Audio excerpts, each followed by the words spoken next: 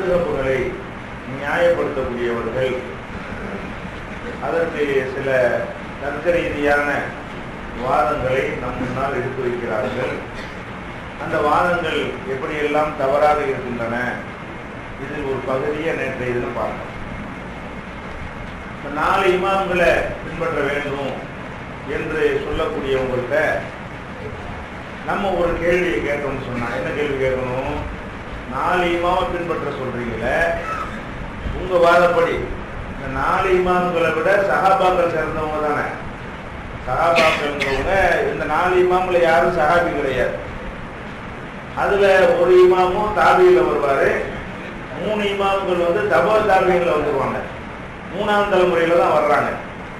அப்ப சிறந்த காலத்தில் வாழ்ந்தாங்க என்ற காரணத்திற்காக 4 இமாம்களை பின்பற்றணும் என்று சொல்வார்களேயானால், அதை விட சிறந்த காலத்தில் வாழ்ந்தவங்களும் சிறந்த அறிஞர்களும் சிறந்த சிந்தனையாளர்களுமாக இருந்த சஹாபாக்கள் பேர்ல மதுஹப் இருக்கானா? இல்லை. அபூபக்கர் மதுஹப் ஒரு மதுஹப் இருக்குதா? இல்லை. உமர் மதுஹப் ஒரு மதுஹப் இருக்கானா? இல்லை. உஸ்மான் மதுஹப், அலி மதுஹப் ஏதாவது ஒரு சஹாபி பேர்ல மதுஹப்புகளை வந்து இவங்க என்ன செய்யல, உருவாக்கி கொள்ளவில்லை. இது ஏன் என்று கேட்டா அவங்க ஒரு பதில் சொல்லுவாங்க. அந்த பதில தான் அவங்களுடைய போலித்தனம் வந்து நிரூபணமாகும். மதுஹப் தேவையில்லை என்பது அந்த பதில இருந்து நிரூபணமாயிரும். அதுக்கு என்ன பதில் சொல்லுவாங்கன்னா, சஹாபாக்கள் காலத்துல வந்து எல்லாமே தொகுக்கப்படவில்லை, ஒன்று திரட்டப்படாத ஒரு காலமா இருந்தது. ஆனால் இமாம்கள் காலத்துல அதெல்லாம் தொகுக்கப்பட்டவங்களுக்கு கிடைச்சதுனால இவங்களுக்கு தான் ஆராய்ச்சி பண்ணக்கூடிய வாய்ப்புகள்லாம் அதிகம் கிடைத்தது என்ற ஒரு பதில சொல்லுவாங்க. இதுதான் பதிலாக இருந்தால் மதுஹப் தேவையில்லைங்கிறது தான் இது ஆதாரம். ஒவ்வொரு காலம் செல்ல செல்ல முந்தி உள்ளவங்க விட்டுற வேண்டியதுதான், பிந்தி உள்ளவங்களுக்கு தான் அதிகமான வாய்ப்பு முன்னாடி நம்ம விளக்கியிருக்கோம். அப்ப இமாம்கள் காலத்துல தொகுக்கப்பட்டதுனால அவர்களை பின்பற்றலாம் என்று சொன்னால், அவர்களை விட அதிகமாக சிறப்பாக தொகுக்கப்பட்டிருக்கிற காலம் நம்ம காலம். புக்கு வடிவிலையும் கம்ப்யூட்டர் சாப்ட்வேர் வடிவத்திலையும் பல வகைகள் என்ன செய்யப்பட்டிருக்குது, திரட்டப்பட்டிருக்கு, தொகுக்கப்பட்டிருக்கிறது. ஒவ்வொருவரும் அனைத்து ஹதீஸுகளையும் ஹதீஸ் நூல்களையும் பார்க்கக்கூடிய வாய்ப்பு வந்து இந்த காலத்துல கிடைத்திருக்கிறது. அந்த காலத்துல எல்லா கிதாபுகளையும் வாங்கி கூட இருக்க முடியாது. இன்னும் சொல்ல போனா அந்த ஹதீஸெல்லாம் தொகுத்தாங்களே, அதுக்கு முந்தினாவர்களாக இவங்கலாம். அபு ஹனீஃபா இமாம் காலத்துல வந்து எந்த ஹதீஸ் கிதாப் தொகுக்கப்பட்டிருந்துச்சு? ஒரு ஹதீஸ் கிதாபும் இல்லை. இந்த புகாரி முஸ்லீம் சொல்லக்கூடியவங்க எல்லாம் அவங்களுக்குலாம் பிந்தி வந்தவங்க. புகாரி இமாம், முஸ்லீம் இமாம், அபு தாவூத், நஸஈலாம் சொல்றாங்க. இந்த புகாரி இமாம் எடுத்துக்கிட்டீங்கன்னா 4வது இமாம சொல்றாங்களே அஹ்மத் இப்னு ஹம்பல், அவர் மாணவர் தான் புகாரி. 4வதா கடைசியா வந்தவருக்கு இவர் மாணவர்னு சொன்னா, அபு ஹனீஃபா காலத்துல புகாரி இருந்திருக்குமா? அபு ஹனீஃபா அவருடைய மாணவர் தான் முஸ்லிம். புகாரி இமாமுடைய மாணவர் தான் யாரு? முஸ்லிம் இமாம். அப்படின்னா இவங்க எல்லாம் இன்னொரு தலைமுறைக்கு தள்ளி வந்துடுறாங்க. அப்ப இந்த ஹதீஸ் எல்லாம் இமாம்கள் காலத்துல தொகுக்கப்பட்டு இருந்துச்சு, அதனால அவங்க ஆராய்ச்சி பண்ணாங்க, சஹாபாக்களுக்கு அந்த வாய்ப்பு இல்லை என்று மக்கள்கிட்ட, அப்பாவி மக்கள்கிட்ட போய் இவங்க என்ன செய்யறாங்க, சொல்லி அதை நியாயப்படுத்துறாங்க. ஏன் சஹாபாக்கள் நீங்க மதுஹப் உண்டாகல என்று கேட்டால் இதை சொல்லி என்ன செய்யறாங்க, நியாயப்படுத்துறாங்க. ஆனால் அதுல என்ன அடங்கி இருக்கிறது? அதுல ஒரு போலித்தனம் அடங்கி இருக்கிறது, பொய் அடங்கி இருக்கிறது. இமாம்கள் காலத்துல தொகுக்கப்பட்டதா சொல்வது முழுக்க முழுக்க பொய். இமாம்கள் காலத்திற்கு பின்னாடிதான் ஹதீஸ்கள் எல்லாமே என்ன செய்யப்பட்டது, அதிகமாக தொகுக்கப்பட்டது. மாலிக் இமாம் அவர்கள் ஒரு ஹதீஸை தொகுத்திருக்கிறார். முஅத்தாங்கிற பேர்ல செஞ்சிருக்காரு. 4 இமாம்ல ஒரு இமாமா இருக்கக்கூடிய மாலிக் இமாம் அவர்கள் இந்த கிதாபுக்கு பேர் என்ன, முஅத்தான்னு பேர். முஅத்தாங்கிற பேர்ல ஒரு கிதாபு தொகுத்த சின்ன கிதாபு தான் அது. அபு ஹனீஃபா இமாமும் ஒரு ஹதீஸ் கிதாபை எழுதி இருக்கிறார். அது மொத்தமே 40 ஹதீஸ் தான். அபு ஹனீஃபா இமாம் தொகுத்தது என்ன, முஸ்னத் அபு ஹனீஃபான்னு பேரு. ஒரு 40 ஹதீஸ், ஒரு 40 நோட்டு புக்ல கூட எழுத முடியாது, அவ்வளவு சின்ன புக்கு. அதான் அவர் தொகுத்த ஹதீஸுடைய மொத்தமே அவ்வளவுதான். முஸ்னத் அபி ஹனீஃபான்ற பேரு அந்த நூல் இப்பவும் இருக்கிறது. அப்ப அவர் அபு ஹனீஃபா இமாமுடைய கிதாபுன்னு எடுத்துக்கிட்டீங்கன்னா ஒரு 40 பக்கம் நோட்டில் எழுதுறதை விட சின்னதாக இருந்தது அவர் தொகுத்தது. மாலிக் இமாம் எடுத்துக்கிட்டீங்கன்னா அவர் ஒரு சுமாரான ஒரு ஹதீஸை தொகுத்தார், அவரா தொகுத்தார். மெனக்கிட்ட அதுக்கு அதிகம் மெனக்கிட வேண்டிய தேவையும் இல்லை. ஏன்னு கேட்டா அடுத்த தலைமுறை தானே, அடுத்த தலைமுறையா இருக்கிறதுனால, ஒரு தாபியா இருக்கிறதுனால சஹாபாக்களை பார்த்து உங்களுக்கு ரசூலுல்லாஹ் ஏதாவது சொன்னாங்களா அப்படின்னு என்ன செய்ய முடியும், இவரால கேட்க முடியும். அதனால வந்து அது மதீனாவுல உள்ள சஹாபாக்கள் இருப்பாங்க இல்லையா, அவங்களுடைய ஹதீஸ் மட்டும் தான் இவருக்கு கிடைச்சது. மற்ற வெளியூர்களுக்கு போன சஹாபாக்கெல்லாம் தேடிலாம் போகல. ஒரு புகாரி இமாம் போன மாதிரி, ஒரு முஸ்லீம் இமாம் போன மாதிரி. அவர் ரஷ்யாவில் பிறக்கிறாரு புகாரி இமாம். ரஷ்யாவில் பிறந்து அங்கே தாஷ்கண்ட்ல பிறந்து என்ன செய்யறாரு, புகாராங்கிறது ரஷ்யாவில் தான் இருக்கு அந்த ஊர். அங்கே பிறந்தவர் என்ன செய்யறாரு, இஸ்லாம் அங்கெல்லாம் சென்ற பிறகு மார்க்கத்தை வருவதற்காக வேண்டி ஊரா பிரயாணம் பண்ணி போனாரு. இந்த ஊர்ல ஒரு சஹாபி வந்திருப்பாங்கன்னு சொன்னா இந்த ஊருக்கு வருவாரு. அந்த ஊருக்கு ஒரு சஹாபி வந்திருக்காரு கேள்விப்பட்டு அங்கேயும் போவாரு.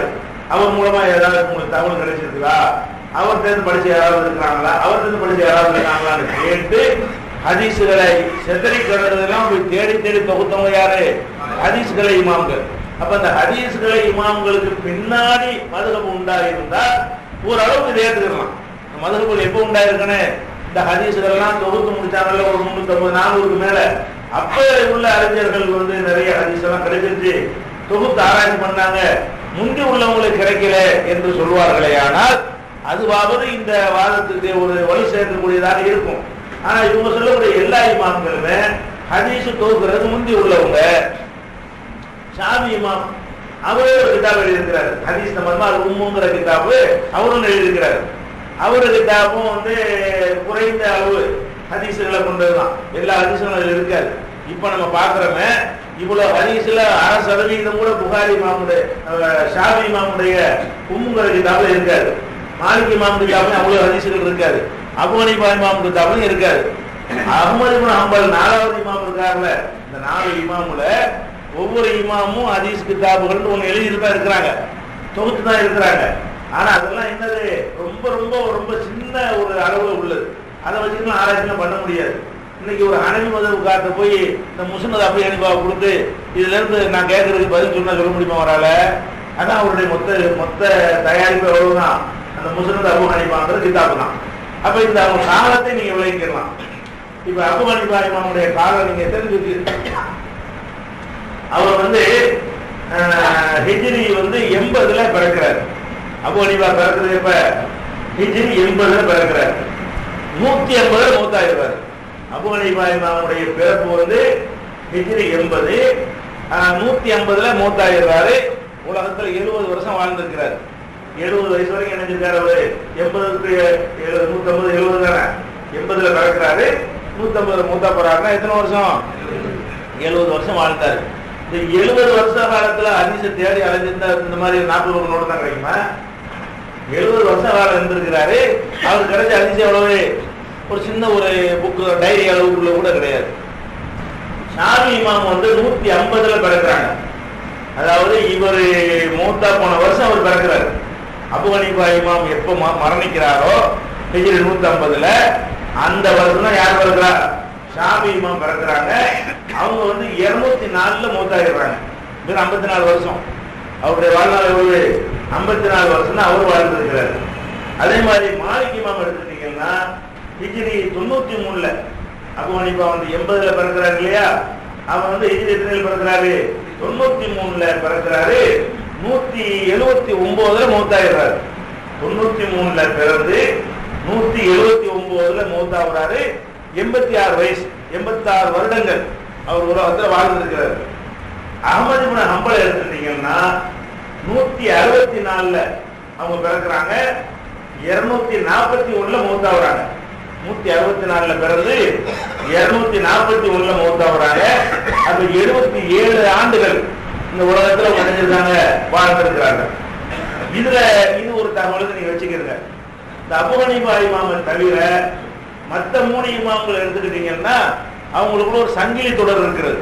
என்ன சங்கிலி தொடர்னா, இந்த மாலிக் இமாம் இருக்காங்க இல்லையா, அவங்களுடைய மாணவர்கள் ஒரு மாணவர் தான் ஷாஃபி இமாம்.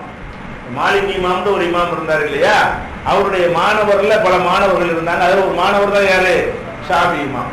இந்த ஷாஃபி இமாமுடைய பல மாணவர்கள் ஒரு மாணவர் தான் அஹ்மத் இப்னு ஹம்பல், 4வது இமாம். மாலிக் இமாமுடைய மாணவர் ஷாஃபி, ஷாஃபியுடைய மாணவர் யாரு, ஹம்பல் இமாம்ல, ஹம்பல் இமாம்ங்கறாங்கல்ல, 4வது முறை சொல்றாங்க இல்லையா, அவர் யார்கிட்ட படிச்சவரு, ஷாஃபி இமாம்கிட்ட படித்த மாணவர் தான். அபூ ஹனீஃபா இமாம்க்கு இந்த தொடர்பு கிடையாது, அவர் ஒரு தனி, அவருடைய மாணவர்கள் யார் இந்த மாதிரி இந்த லிஸ்ட்ல வரல. அப்ப இந்த 3 இமாம்களை வச்சு நம்ம பார்த்தோம்னு சொன்னா, மாலிக் இமாமே நிறைய ஒரு புக்கை தொகுத்தான் இருக்கிறாரு. அவர் சொல்றது பெரிய அறிஞர் தான் கரெக்டா இருக்குன்னு சொன்னா அவர்கிட்ட படிச்ச மாணவர் மாற்றுக்கிறத உண்டாக்குவாரா? அவர்கிட்ட படிச்சவர் தான் ஷாஃபி இமாமு, நம்ம உஸ்தாது வழியில போயிடுவோம்னு போனாரா? அவர் உடைச்சிக்கிட்டு வந்தார், அவர்கிட்டையும் தப்பு வரலாம். அவர் கிடைச்ச ஹதீஸை வச்சு அவர் சொல்லி இருக்கிறாரு, நமக்கு அதை விட கூடுதலா கிடைக்கும் போது நம்ம ஏன் மாலிக் இமாம் பின்பற்றணும்னு சொல்லி, அப்ப மாணவர்களாலேயே இந்த மதுஹப் உண்டாகி இருக்கும் பொழுது, அவங்க பேர்ல உண்டாகி இருக்கும் பொழுது என்ன விளங்குகிறது? அந்த மதுஹபுடைய இமாம்களை இந்த கொள்கையில் இல்லை, எங்களை பின்பற்றணும் அப்படிங்கிற ஒரு கொள்கை இல்லைங்கிறது விளங்குறது. அதே மாதிரி வந்து ஷாஃபி இமாம்கிட்ட படிச்ச அஹ்மது பின் ஹம்பல் என்ன பண்றாங்க? அவங்களும் ஒரு மதுஹப அவங்க எதிர்த்து, மதுஹப எதனால உண்டாகுதுன்னா எதிர்த்து சொன்னா மதுஹப் ஆகும். அதையே சொன்னா மதுஹப்னு ஆகியிருக்காது. மதுஹப்னு அவங்க உண்டாக்கல. அதாவது ஷாஃபி இமாம் சொன்னதுக்கு எதிராக இவர் பல கருத்துக்களை சொல்லும் பொழுது இவருக்குன்னு ஒரு கூட்டங்கள் உண்டாகி போயிடும். அப்படிதான் உண்டாச்சு. அதே கருத்து சொன்னார்னா இவரு கூட்டம் உண்டாகாது. இவரு கொஞ்சம் மாற்றி சொன்னதுனால இவருக்கு ஒரு கூட்டம் உண்டாகுது. அப்ப இந்த மாதிரி 3 இமாம்களும் மாணவர்களா இருந்தும் கூட ஒருவருக்கு ஒருவர் மாற்றமாக இணைஞ்சிருக்கிறாங்க, தீர்ப்பளித்துக் கொண்டு தனித்தனி டிராக்ல அவங்க போயிருக்கிறாங்க. எதனால போனாங்க? இந்த மாலிக் இமாம் கிடைச்ச அடிப்படையில் அவர் பண்ணியிருக்கிறாரு, அதோட கூட எங்களுக்கு கிடைச்சிருக்கு. மாலிக் இமாம வந்து ஷாஃபி குறை சொன்னது கிடையாது. மாலிக் இமாம எங்க உஸ்தாது கூட கட்டு போயிட்டார் இருந்தாரு அப்படிலாம் சொன்னது கிடையாது. அவருக்கு கிடைச்சதை வச்சு அவர் சொன்னார். ஆனா எங்களுக்கு அதோட கூடுதலா கிடைக்குமோ நாங்க அதை ஏற்றுக்க மாட்டோம், ஹதீஸை தான் ஏற்றுக்கிறோம். அதே மாதிரி ஷாஃபி இமாமா அஹ்மது இப்னு ஹம்பல் ரொம்ப மதிப்பாங்க உஸ்தாத, மதிக்கிறதுங்கிறது வேற, அது ஏற்றுக்கிறது அவசியம் கிடையாது. அவருக்கு வகையா வச்சு எங்களுக்கு அதை விட ஹதீஸ் தர முடியும்னு அஹ்மது இப்னு ஹம்பலும் ஹதீஸை தரத்தாரு. அவர் ஹதீஸ் தான் இன்னைக்கு இருக்கிற பிரபலியமான அந்த 9 கிதாபுகள்ல அதான் பெரிய கிதாப். புகாரியை விட என்னது, புகாரி ஒரு 7000 ஹதீஸுக்குள்ள இருக்குன்னு சொன்னா அஹ்மது வந்து 30,000 ஹதீஸ் இருக்கு. 4 புகாரிக்கு சமம். முஸ்னத் அஹ்மது இப்னு ஹம்பல் சொல்றோம் இல்லையா, அஹ்மது இமாம் தொகுத்த முஸ்னத் அஹ்மது என்பது புகாரியுள்ள உள்ள ஹதீஸின் எண்ணிக்கை போல 4 மடங்கு உள்ளது. பெரிய புக்கர். அப்ப அவருடைய மாணவர் தான் வந்து புகாரி இமாம். ஆனா என்ன கரெக்டா ஃபில்டர் பண்ணல அவர். இந்த புகாரி இமாம் மாதிரி வட்டி கட்டி அந்த மாதிரி செய்யாம ஒரு சரியான ஹதீஸ் தவறான ஹதீஸும் கலந்ததாக அவருடைய ஒரு நூலில் இடம்பெற்றிருக்கிறது. அப்ப இந்த 4 இமாம்ல ஹதீஸுக்கு ஓரளவுக்கு மெனக்கெட்டு தேர்ந்தவங்க எடுத்துக்கிட்டீங்கன்னா இந்த அஹ்மது இப்னு ஹம்பல் இமாமை தான் என்ன செய்ய முடியும், சொல்ல முடியும். பரவலா அவரும் பயணப்படுத்துகிறாரு, பரவலா தேடி இருக்கிறாரு, நிறைய பகுதியில் உள்ள ஆட்களுடைய ஹதீஸுகள் அவருக்கு கிடைத்திருக்கிறது. அந்த வகையில் அவர் செஞ்சிருக்கிறார். இப்ப நம்ம என்ன பார்க்கிறோம், இந்த இமாம்கள் காலத்துல ஹதீஸ் எல்லாம் தொகுக்கப்பட்டுச்சுங்கிறாங்களே, தொகுக்கப்பட்டதுனாலதான் நாங்க இமாமை பின்பற்றோம். சஹாபாக்கள் காலத்துல தொகுக்கப்படலை என்று சொன்னா 2 பொய் அதுல இருந்து விளைவிக்கணும். ஒண்ணு, தொகுக்கப்பட்டதா சொல்வது பொய், தொகுக்கப்பட கிடையாது. ஹதீஸ்லாம் என்ன செய்யப்படல. 4 இமாம்கள் காலத்துல வந்து கொஞ்சம் டெவலப்பா சொல்லிக்கலாம். அதாவது சஹாபாக்கள் காலத்தை விட கொஞ்சம் பரவாயில்லை. சஹாபிகளுக்கு கிடைச்சது வந்து ஒரு 2 ஹதீஸ் கிடைச்சா இவருக்கு 5 ஹதீஸ் கிடைச்சு சொல்லிக்கலாம். அவ்வளவுதான். தவிர நம்மளுக்கு 100 ஹதீஸ் கிடைக்கிற இடத்துல இருக்கிறோம்.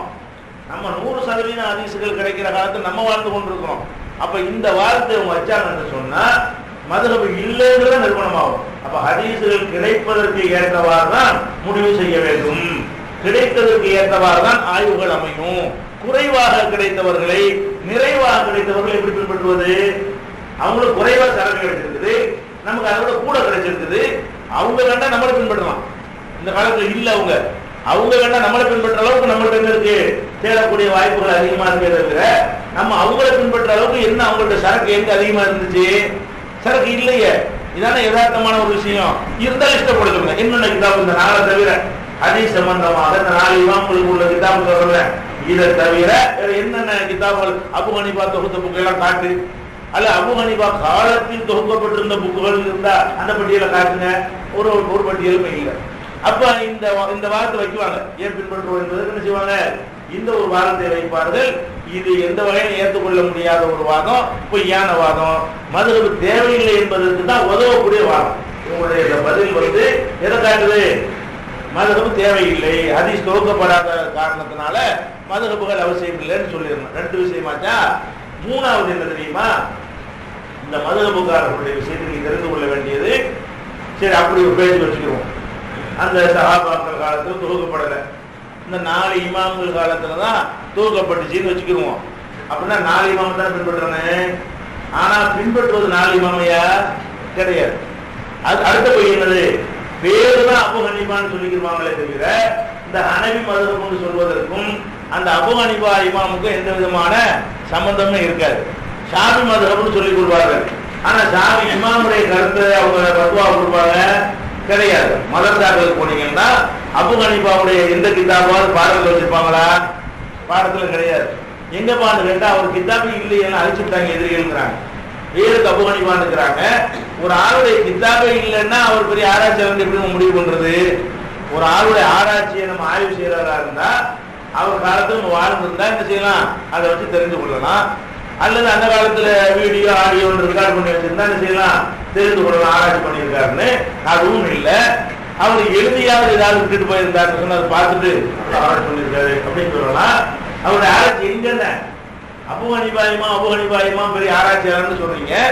அவர் செஞ்ச ஆராய்ச்சியெல்லாம் எங்க? எதிரிகள் அழிச்சுட்டாங்கன்னா ஏற்றுக்கிற மாதிரியா இருக்கு. இவர் தான் அழிக்கிற இடத்துல இவர் தான் இருந்தார். அபூ ஹனீஃபா இமாம் தான் ஆட்சியிலையும் அதிகாரத்திலையும் அந்த பக்தாத் நகரத்தை உருவாக்கக்கூடிய பொறுப்புலையும் இருந்தவர் யாரு? Abu Hanifa. அவர் வேண்டாம் மற்றவங்க கிதாப் அழிக்க முடியுமே தவிர அவர் கிதாப் என்ன செய்ய முடியாது, யாருமே அழிக்க முடியாது. அவர் கிதாப்லாம் இது பண்ணிட்டு இருக்கல. கொஞ்சம் வாதம் பண்ணக்கூடிய திறமை உள்ளவராக இருந்தாரு. அரசாங்க பொறுப்புல இருந்ததுனால அரசாங்க பொறுப்புல உள்ளவர்களை புகழ்ந்து சில பேர் என்ன செய்வாங்க, ஆவான்னு சொல்லக்கூடிய ஒரு வழக்கம். பக்தாத் நகரத்தை அவர் தான் நிர்மாணிச்சார். பக்தாத்ங்கிறாங்களே அந்த நகரத்தை உண்டாக்குனது யாரு? அபூ ஹனீஃபா இமாம் தலைமையில தான் அந்த அன்றைய ஆட்சியாளர்கள் பொறுப்பு ஒப்படைச்சாங்க. அதனால அவருக்கு ஃபேமஸ். அதனால என்னவாயிடுச்சு, அவர் ஒரு ஃபேமஸ் ஆகி போயிட்டாரு. தவிர அவருடைய ஆய்வுகளை பார்த்து புக்குகளை பார்த்து இவ்வளவு அழகா சிந்தித்து இருக்கிறார் பார்த்து அவருக்கு பேர் கிடைச்சி. சும்மா உண்டாக்குனது. சில தலைவர்களுக்கு என்ன செய்வாங்க, அது மாதிரி உண்டாக்குவாங்க. அது மாதிரி அவருடைய மாணவர்கள் சொல்லக்கூடிய அபூ யூசுப் முகமது இவங்கெல்லாம் என்ன செஞ்சாங்கன்னா சுப்ரீம் கோர்ட் ஜட்ஜா ஆக்கப்பட்டார்கள். அபூ ஹனீஃபாவுக்கு பிறகு அபூ யூசுப் என்ன பண்றாரு, அந்த இஸ்லாமிய அரசாங்கத்துல சுப்ரீம் கோர்ட் ஜட்ஜி யாரு? அபூ யூசுப். அவர் என்ன பண்ணுவாரு, அவருடைய குருநாதரோட புகழ்ற மாதிரி அவர் என்ன செய்வாரு. அந்த மாதிரி அப்படித்தான் இந்த மக்கள்கிட்ட இவங்களுக்கு ஒரு வந்ததை தவிர பெரிய மக்கள்கிட்ட ஒரு பிரச்சாரம் பண்ணி பெரிய பயங்கரமான கருத்துக்களை வைத்து வாதங்களை பண்ணி அதன் மூலமாக மக்கள் இடம் பிடிச்சாருன்னா இல்ல. கவர்மெண்ட் வச்சுக்கிட்டு அவங்க சுப்ரீம் கோர்ட் ஜட்ஜா இருந்தா அவர் எப்படி தீர்ப்பளிப்பாரு? இந்த மாதிரி அபூ ஹனீஃபா சொன்னார்னு சொல்லுவார். பண்ண அபூ ஹனீஃபா பெரிய ஆளா போயிடுவார். எந்த தீர்ப்பு வழங்கினாலும் யார் மேல போட்டுக்கிறாரு? அபூ யூசுப்ங்கிறவரு. அவர் தான் ஜட்ஜா இருக்கிறாரு. எங்க அபூ ஹனீஃபா இமாம் ஒரு பெரிய அறிஞர் அவர் சொல்லிவிட்டாரு, அதனால இதான் பத்துவா. இப்படியே பரவுனதுனாலதான் அவங்க மதுரப்பு உலகத்தில் அதிகமாகவும் இருக்குது. அந்த தாக்கத்தில் உள்ளவர்கள் தான் நாடு பிடிக்க வந்து பக்கம்லாம் வந்தாங்க. 3000 இருக்கட்டும் எல்லாமே இருக்கட்டும். எல்லாமே என்னவாகுது, அந்த அரசாங்கத்தினுடைய ஜட்ஜாக சுப்ரீம் கோர்ட் ஜட்ஜாக அவர் அபூ யூசுப் வந்தவருடைய நேரடி மாணவர் நியமிக்கப்பட்டதன் காரணமாகவும் அதை தொடர்ந்து அவரை தொடர்ந்து வந்தவர்கள் அதே பதவிகளில் நீடித்துக் கொண்டிருந்த காரணத்தினாலேயே அரசாங்கத்திலேயே அது வந்து அரசாங்க கொள்கையா மாறிவிட்டது. ஒரு அரசாங்கம் நினைச்சுன்னா அது எல்லாத்தையும் தெரிஞ்சிடலாம்ல. அந்த மாதிரி தான் நம்ம ஹனபிங்கிறதெல்லாம் பெரிய ஷாஃபி ஹனபி சரியான விவாதம் பண்ணி அதுல வந்து ஹனபி ஜெயிச்சு இந்த ஊர் இந்த நாட்டு ஹனபியா போனாங்க. அப்படியே நடந்திருக்காங்க. அப்படிலாம் நடக்கல.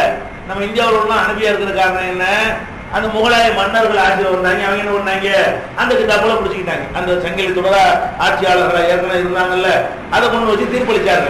அப்ப இந்த மக்களுக்கு ஹனபியும் தெரியாது ஷாஃபியும் தெரியாது. ஹனபிட்டு போய் ஹனபி என்னன்னு சொல்லுங்களேன், அவனுக்கு அபூ ஹனீஃபான்னு சொன்னாலும் பிடிப்பான். அபூ ஹனீஃபா யாரும் ஹனபின்னு சொல்லுவான். அபூ ஹனீஃபா இமாம்ல அபூ ஹனீஃபாவா எங்களுக்கு தெரியாதுன்றான். அவனுக்கு ஹனபி இமாம் தான் தெரியும். அவருடைய சொந்த பேரும் தெரியாது, அவருடைய வரலாறு தெரியாது. அப்பெல்லாம் ஹனபின்னு விளங்கிய ஹனபியா இருக்கிறாங்க.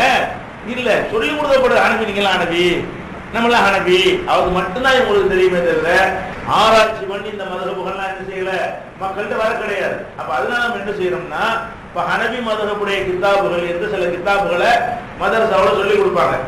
இன்றைக்கே ஒரு விஷயம் கூடுமா கூடாதா அப்படின்னு கேட்டீங்கன்னா, கூடும்னு சொன்னாலும் கூடாதுன்னு சொன்னாலும் ஆதாரத்தை இதை காட்டுவாங்க. துருள் முத்தாரு, ரத்துல் முத்தாரு, ஹிதாயா, ஷரவுலுக்காயா, ஆலம்கீரி, கன்சு, நூறுல் இலாது, புதூரி, இதெல்லாம் மதரசாக்களில் ஓதி கொடுக்கப்படுவதும் பத்துவாவுக்கு சொல்லப்படக்கூடிய கிதாபுகளுமா இருக்கிறது. இதெல்லாம் எழுதப்பட்டு 400 வருஷம் தான் ஆகுது. இவங்க எந்த கிதாப ஹனபி மதஹ்புக்கு ஆதாரம்னு காட்டுறாங்களோ இது எழுதப்பட்டு எவ்வளவு நாள் ஆகுது? 400 வருஷம். அப்ப 400 வருஷத்துக்கு முந்தைய அபூ ஹனீஃபா வந்தாரா? அபூ ஹனீஃபா வந்து 1400 வருஷத்துக்கு முந்தினவரு. இடையில 1000 வருஷமா உள்ள கிதாபெல்லாம் காணா. அபூ ஹனீஃபா காலத்துல இருந்து 1000 வருஷத்துக்கு முந்தின எங்க அபூ ஹனீஃபா எழுதுறது எங்க? அவருடைய மாணவர்கள் எழுதுறது ஏன் காணா, பத்துவாவில் காணா, மாணவருக்கு மாணவர் எழுதின கிதாபெல்லாம் எங்க போயிடுச்சு? அது 400 வருஷத்துக்கு முந்தைய இந்த முகலாயர் காலத்தில் எழுதினாங்களே, இந்தியாவை முஸ்லிம் மன்னர்கள் ஆட்சி பண்ணும்போது எழுதப்பட்ட கிதாப் இருக்க எல்லாம் மேட் இன் இந்தியாவில் அவ்வளோ ஹனபி கிதாப் எழுவேன். ஹனபி கிதாபுகள் அப்படி பேர் என்னது, அதனோட எல்லாம் இங்கே இந்தியாவில் தயாரிக்கப்பட்டதானே தவிர இந்தியாவுக்கு இருக்காது, எங்க வேணா தயாரிக்கலாம். அபூ ஹனீஃபாவுக்கு சம்பந்தம் இல்லைங்கிறதுக்காக சொல்ல வராங்க. அபூ ஹனீஃபாவுனா அது மேட் இன் கூபான்ல இருக்குன்னு, கூபா கடற்கரை அவர் அங்கிருந்து தயாரிக்கப்பட வேண்டும், அங்கு உள்ளவர்களால் எழுதப்பட்டிருக்க வேண்டும். அந்த காலத்திலேயோ அதை ஒட்டியோ எழுதப்பட வேண்டும். அந்த காலத்தில் உள்ள புக்கும் இல்லை இது, அந்த ஒட்டி உள்ள அடுத்தடுத்த காலத்தில் உள்ளதும் இல்லை. 1000 வருஷம் ஓடி போகுது. அபூ ஹனீஃபா மௌத்தா போய் 1000 வருஷத்துக்கு இது ஒன்று எழுதி வச்சுக்கிட்டு இதுதான் அபூ ஹனீஃபா கிதாப்னா இது எப்படி சங்கிலி தொடர் இருக்கு? இதுதான் அபூ ஹனீஃபா சொன்னார், எப்படி நீங்க ப்ரூவ் பண்ணுவீங்க? அடுத்தடுத்த தலைமுறை ப்ரூவ் பண்ண முடியும். நான் சொன்னதை எனக்கு அடுத்த தலைமுறை உள்ளவங்க ப்ரூவ் பண்ண முடியும். என் தகப்பனார் சொன்னதை நான் வந்து என்ன செய்யலாம், ப்ரூவ் பண்ணலாம். என்னுடைய 74 தலைமுறைக்கு முந்தி ஒருத்தர் சொன்னார், நான் இப்ப சொன்ன நீங்க எடுத்துருவீங்களா? அவர் சொன்ன உனக்கு எப்படி கேட்க மாட்டீங்களா? அதான் நடந்துருக்கு. ஹதீஸ்ல அப்படி சங்கிலி தொடரை பார்த்துட்டு இருக்கிறவன் அது பெற்றா அபூ ஹனீஃபா சொன்னாருங்கிறது விரும்பி கேளாது. அபூ ஹனீஃபாவுடைய கருத்து தான் அந்த புக்கில் எழுதிருக்குன்னு சொல்ல முடியாது. இவங்க மனிதனுடைய ஒரு சைக்காலஜி என்ன தெரியுமா? அவங்க ஏதாவது கருத்தை சொன்னா கூட மக்கள்கிட்ட எடுபடுறதா இருந்தா ஃபேமஸான ஒரு பேரை சொல்லி பாருங்க, என்னத்தையா சொல்லிவிட்டு ஏத்துக்கிற மாட்டான்னு தெரியுதுன்னு வைங்களேன். இப்படித்தான் அப்துல் காதர் ஜீலானி சொன்னாருன்னு தலையாட்டுவோம். இந்த கருத்தை பார்க்க மாட்டான். நீங்க ஒரு கருத்தை புதுசா நீங்களா கற்பனை பண்ணி அது வந்து ஏத்துக்கிறாள் ஒரு அலர்ஜியான ஒரு கருத்து இருக்குன்னு வைங்க, அதை சொல்வதாக இருந்தால் நீங்களா சொன்னா உங்களை அடிப்பான்.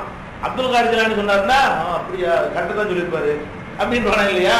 அப்ப யார் ஃபேமஸா இருக்கிறாங்களோ அவங்க பேர்ல அவுத்து விடுறதுங்கிறது மனிதனுடைய ஒரு சைக்காலஜி அப்படி இருக்கிறது. அதை பயன்படுத்தி கொண்டுதான் இவங்க பார்த்தாங்க, நம்ம இஷ்டத்துக்கு என்னதான் பண்றதா இருந்தா ஃபேமஸான ஒரு ஆளு வேணும். யார் ரொம்ப ஃபேமஸா இருக்காரு, இந்த ஆட்சி அதிகாரத்தில் இருந்ததுனால இந்த ஹனபி இந்த அவங்க ஃபேமஸா இருக்கிறாங்க, அவங்க பேர் பயன்படுத்திக்கிறோம். இப்படித்தான் என்ன வந்தது, இந்த மதுஹபுகள் வந்து ஹனபி மதுஹபுகள் வந்து அதிகமா இருக்கிறாங்க. உலகத்தில் உள்ளது அதிகமான பேர் யாருன்னா ஹனபிகள் தான். இப்ப இந்தியாவில் உலகத்தில் அதிக முஸ்லிம்கள் இந்தியாவில் இருக்கவங்க 22 கோடி பேர் இன்னைக்கு இருக்கிறோம்னா 20 கோடி ஹனபி இருப்பான். 20 கோடி இருப்பான். இந்தியாவில் இருக்க 22 கோடியில 21 கோடி கூட இருப்பான் ஹனபி இருப்பான். 1 கோடி தான் என்னவா இருப்பான், மற்ற எல்லாருமா இருப்பான். அகல ஹதீஸ் ஷாஃபிலாம் எவ்வளவுதான் இருப்பான், அவ்வளவுதான் இருப்பான். ரொம்ப தமிழ்நாடு இருக்கு, கேரளாவில் இருக்கு, இந்தியாவில் எங்கேயும் இல்லை. இந்த ஷாஃபி இருக்குல்ல, குஜராத் இல்லையா, குஜராத்தில் கொஞ்சம் இருக்கா, குஜராத்தில் இருக்க வாய்ப்பு இல்லையா, ஷாஃபி இருக்காங்களா, கடற்கரை ஓரத்தில் இருப்பாங்க. அப்படின்னா ஒரு 2 கோடி தான் கழிக்கலாம். வணங்குதா மொத்தமா கழிச்சா அப்ப 20 கோடி பேர் என்னவா இருக்கான், ஹனபியா இருக்கான். இங்க உள்ள 20 கோடி மட்டும் இல்ல, பாகிஸ்தான்ல உள்ள 50 பேர் என்னவா இருக்கான், அது இந்தியாவில் சேர்ந்தானே இருந்துச்சு. அதுவும் முகலாய மன்னர்கள் தான் ஆட்சியில் இருந்தாங்க. அங்க ஒரு 10 கோடி இருந்தா அவனும் ஹனபியா தான் இருக்கான். பங்களாதேஷ் இருக்குது, அதுவும் பாகிஸ்தான்ல சேர்ந்தா இருந்துச்சு. அதுல ஒரு 8 கோடி பேர் இருப்பான், அவனும் என்னவா தான் இருக்கிறான், அவனும் ஹனபியா தான் இருக்கிறான். இதே மாதிரி ஆப்கானிஸ்தானுக்கு போங்க, அவன் யாரா தான் இருக்கிறான், அந்த அரபு இல்லாத முஸ்லீம் நாடுகளில் இருக்கிற முஸ்லீம்கள்லாம் யாரா இருக்கிறாங்க, ஹனபியா இருக்கிறாங்க. இலங்கையில கொஞ்சம் ஷாஃபி இருக்கிறாங்க, மலேசியாவில் ஷாஃபி இருக்கிறாங்க. அது மாதிரி இப்போ கேரளாவில் எல்லாருமே ஷாஃபியா இருக்கிறாங்க. தமிழ்நாட்டில் ஒரு 5% என்னவா இருக்கும், ஷாஃபியா இருக்கும். தமிழ்நாடு முஸ்லீம்கள் ஜனத்தொகையில் 5 இல்லை, தமிழ்நாட்டில் உள்ள முஸ்லீம் ஜனத்தொகையில் ஒரு 5% என்னவா இருக்கும், இந்த கடற்கரை ஓரத்தில் இருப்பாங்கல்ல, காயல்பட்டினம், அதெல்லாம் பட்டினம், அம்மாப்பட்டினம், கோடப்பட்டினம், ஜெயராப்பட்டினம், பட்டமா வரத்துல அவங்க உள்ள இருப்பாங்க, ஷாஃபிகள் இருப்பாங்க. இவ்வளவு தான் இருக்கிறோம். அது மாதிரி இருக்கிறாங்க. ஒரு சார் அகலாதீஸ் இருக்காங்கல்ல, இந்த மாதிரி கொஞ்சம் பேர் இருக்காங்க. பாக்கி எல்லாம் ஹனபியா தான் இருக்கிறாங்க. அது காரணம் என்னன்னா ஆட்சி அதிகாரம் அவங்க இருந்தது, நீதித்துறையில் அவங்க இருந்தாங்க. அவங்க அந்த அபூ ஹனீஃபாவுக்கு அவங்க விளம்பரம் கொடுத்தார்கள், ஃபேமஸ் ஆக்கினார்கள். அவர்கிட்ட ஒரு கிதாபு இல்லாமல் இருந்து கூட அவர்கிட்ட இருந்த அதிகாரத்தின் காரணமாக என்ன செஞ்சாங்க, அவருக்கு பெரிய ஒரு புகழ் மாலையெல்லாம் சூட்டினாங்க. அதனாலேயே அபூ ஹனீஃபாவுக்கு பிந்தி வந்த காலத்தில் உள்ளவர்கள்லாம் அபூ ஹனீஃபா கடுமையான விமர்சனத்துக்கு நினைச்சிருக்காங்க, உட்படுத்தி இருக்கிறார்கள். பயங்கரமான 72 கூட்டத்தில் உங்களுக்கு அதை நம்ம சொல்லியிருக்கணும். 72 கூட்டத்தினர் தலைப்புள்ள கடைசி செய்தியை பார்த்தீங்கன்னா அபூ ஹனீஃபா இமாமை பற்றி எவ்வளவு கடுமையான விமர்சனங்கள்லாம் பண்ணியிருக்காங்கன்னு. அப்ப இது இருக்குன்னு வழங்கிற மக்கள்கிட்ட பிரபலியமானதை வச்சுக்கிட்டு தான் முதலெடுத்து பார்க்குறாங்களே தவிர சிந்தனை அடிப்படையிலேயோ ஒரு கருத்து அழகான கருத்தை சொல்லிவிட்டாரு என்ற ஒரு அடிப்படையில் இது உருவாக்கப்பட்டது கிடையாது. அப்ப அந்த மதுஹபுகளுக்கு இமாம்களுக்கு சம்பந்தம் இல்லைங்கிறது 3வது கருத்து. அதாவது மதுஹபு இமாம்கள் விஷயத்துல 3 விஷயம் சொல்லியிருக்கோம். ஒண்ணு வந்து அவங்க காலத்தை தொகுக்கப்படுத்திக்கிறாங்கல்ல, தொகுக்கப்பட்டது காரணமாக இருந்தால் இந்த காலத்துல வந்து என்ன மதுஹப் தேவையில்லைன்னு தான் சொல்லணும். அதை விட சிறப்பாக தொகுக்கப்பட்டிருக்கு ஒண்ணு. ரெண்டாவது தொகுக்கப்பட்டாவது இருந்ததான்னு கேட்டா அதுவும் இல்லை, ரெண்டாவது பாயிண்ட். மூணாவது வந்து சரி அப்படி தொகுக்கப்பட்டே இருக்கட்டும், அவங்களுக்கு இந்த மதத்துக்கு சம்பந்தம் இருக்கா? இப்ப ஷாபி மதம் சொல்லி மதரசாவில் பாடம் நடத்துறாங்க. ஷாபி இமாமே ஒரு கிதாப் எழுதியிருக்கிறார் அல் உம்முங்கிற பேர்ல. அது ஏன் பாடப்பிள்ளை இல்லை? ஷாபி மதரசான்னு வச்சிருக்கிறாங்க. ஷாபி இமாம் கைப்படவே நினைச்சிருக்காரு, எழுதியிருக்கிறாரு. அந்த கிதாபை எந்த ஒரு ஷாபி மதரசாவிலையாவது பாடமாக வச்சிருக்கிறாங்களா? பத்துவா அதுல இருந்து கொடுப்பாங்களா? இல்ல. பத்துல் மொயின் ஒரு கிதாப்ல இருந்து கொடுப்பாங்க. அது எழுதுனவர் ஒரு 200 வருஷத்துக்கு முன்னாடி ஒரு கேரளாக்காரர் ஜெயினுத்தீன் மலபாரி. மலபாரிக்கு பேர்ல உங்களுக்கு மலபாரினா என்ன கேரளா, அவர் பேர ஜெயினுத்தீன் மலபாரி. ஜெயினுத்தீன் மலபாரிங்கிறவர் எழுதின கிதாபு தான் ஷாபி மதப்புக்கு அத்தா இருக்குன்னா, அப்ப 200 வருஷத்துக்கு முன்னாடி தான் ஷாபி இமாம் இருந்தாங்களா? இந்த ஜெயினுத்தீன் மலபாரிக்கு ஷாபிக்கு என்ன சம்பந்தம்? அப்ப இந்த மாதிரி கிதாபுகளை எதுக்கு சொல்றாங்கன்னா, ஷாபிங்கிற பேரை பயன்படுத்திக்கிறது, இஷ்டத்துக்கு நடிக்கிறது. இவங்களா சொன்னா ஈடுபடாது. அதுதான் என்ன செய்யறது? அதுதான் ஷாபி இமாமுடைய கருத்து. நாங்க ஷாபி இமாமுடைய எப்படி எங்க இருந்து இருக்கிறது கருத்துன்னா, ஒரு உதாரணத்துக்கு சொல்றாங்க. இப்ப ஷாபி மதத்துடைய எல்லா கிதாபுகளையும் என்ன எழுதி வச்சுக்கிறாங்கன்னா, ஜும்மாவுக்கு 2 பாகம் எழுதி வச்சுக்கிறாங்க. ஷாபி இமாம் அவர் கிதாபுல வந்து 1 பாகம் சொல்றாரு. அவர் கைப்பட எழுதினார ஷாபி இமாம் எழுதின உம்மு, அதுல என்ன இருக்குன்னு கேட்டா ஜும்மாவுக்கு 1 பாகம் தான், அதுதான் சரியான கருத்து, அதைத்தான் நான் தேர்ந்தெடுக்கிறேன் அப்படின்னு எதுல சொல்றாரு? அது உம்முல சொல்றாரு. அப்ப ஷாபி இமாம் சொன்னதை பார்த்து கொண்டே இவங்க என்ன செய்யறாங்க? 2 பாங்கு உள்ளது அது சுன்னத்து, அது உஸ்மான் இல்லாம நம்ம கட்டுறது சுன்னத்து எழுதி வச்சுக்கிறாங்க. இது எப்படி ஷாபி மதபாகும்? ஷாபி இமாமுக்கு மாற்றமானதை ஷாபி கிதாபு எழுதி வச்சுக்கிறாங்க. அப்படின்னா ஷாபி இமாம்ங்கிற பேரை சும்மா யூஸ் பண்றாங்க அப்படிங்கிறதை நம்ம என்ன செய்யணும்? இந்த மதுரபு சம்பந்தமாக நம்ம புரிந்து கொள்ள வேண்டிய விஷயம். அடுத்ததாக வந்து இந்த மதுரபுக்காரர்கள் எடுத்து 3 வாரம் தெரிஞ்சுக்கிட்டீங்களா? மதுரபு வந்து தவறு என்பதற்கு வந்து அந்த காலத்துல ஹதீஸ் அவங்க நியாயப்படுத்துவதற்கு ஹதீஸ் துவக்கப்பட்டதுனால அவங்க நல்லா சிந்திச்சாங்கன்னு சொல்றாங்களே, அதுல 2 பொய் இருக்கிறது. 3 பொய் தான். அது துவக்கப்படவும் இல்லை, அவரை பின்பற்றவும் இல்லை, அதுக்கு பிறகுதான் துவக்கப்பட்டிருக்கிறது. அது உண்மையாக இருந்தால் அது தேவையில்லைங்கிற கருத்து தான் வரும். மதுரபு தேவையில்லைங்கிறது வரும். அது ஒண்ணாச்சா? அடுத்து என்ன ஒரு அந்த மதுரபை நியாயப்படுத்துறவங்க வாதம் வைப்பாங்கன்னு கேட்டா, குரான் எல்லாம் வந்து நம்ம எல்லாம் விளங்க முடியுமா? குரான் என்ன சாதாரண இதாக நினைச்சிட்டு இருக்கிறீங்க?